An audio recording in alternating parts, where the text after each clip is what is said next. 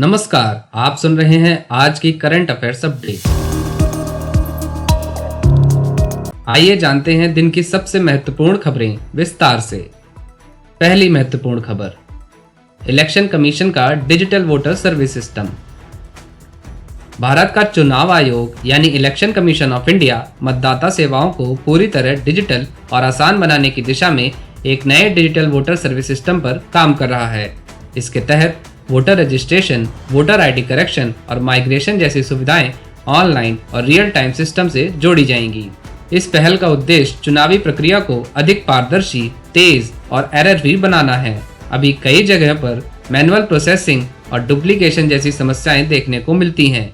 आने वाले समय में यह सिस्टम मतदाता भागीदारी को बढ़ा सकता है, फर्जी वोटिंग को कम कर सकता है और भारत की इलेक्टोरल गवर्नेंस को और मजबूत बना सकता है। दूसरी महत्वपूर्ण खबर, जीएसटी कलेक्शन में रिकॉर्ड मजबूती। हाल ही में अप्रैल 2026 के जीएसटी कलेक्शन के आंकड़ों में मजबूत वृद्धि देखी गई है। जीएसटी यानी गुड्स एंड सर्विसेज टैक्स, यह एक इनडायरेक्ट टैक्स सिस्टम है जो वन नेशन वन टैक्स के सिद्धांत पर आधारित है। डिजिटल लेन देन में बढ़ोतरी, बेहतर टैक्स कंप्लायंस और इकोनॉमी की रिकवरी को इस वृद्धि का मुख्य कारण माना जा रहा है। इसका भविष्य में असर यह होगा कि सरकार के पास विकास योजनाओं और वेलफेयर स्कीम्स के लिए अधिक संसाधन उपलब्ध होंगे और राज्यों को भी बेहतर वित्तीय सहायता मिलेगी। तीसरी महत्वपूर्ण खबर, गिग इकोनॉमी वर्कर्स के लिए नया डिजिटल ग्रीवेनेंस सिस्टम। कर्नाटक सरकार ने गिग इकोनॉमी वर्कर्स जैसे स्विगी, जोमैटो और उबर से जुड़े कर्मचारियों के लिए एक डिजिटल ग्रीवेनेंस रिड्रेसल सिस्टम शुरू किया है। गिग वर्कर्स वे होते हैं जो किसी एक कंपनी के स्थायी कर्मचारी नहीं होते, बल्कि प्लेटफॉर्म बेस्ड काम करते हैं। लंबे समय से इन वर्कर्स की सुरक्षा, वेतन और काम के घंटों से जुड़ी समस्याएं सामने आती रही हैं।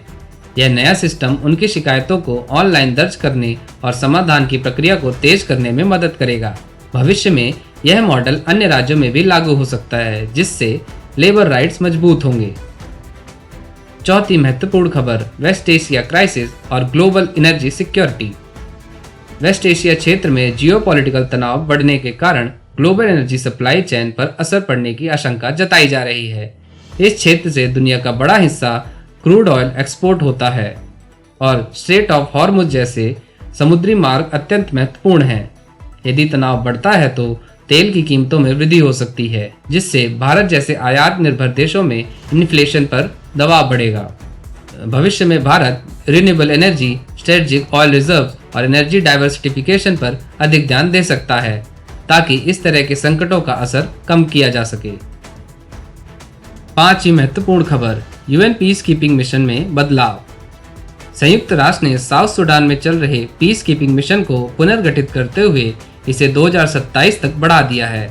यूएन पीस कीपिंग मिशन का उद्देश्य कॉन्फ्लिक्ट क्षेत्रों में शांति स्थापित करना और सिविलियन प्रोटेक्शन सुनिश्चित करना होता है।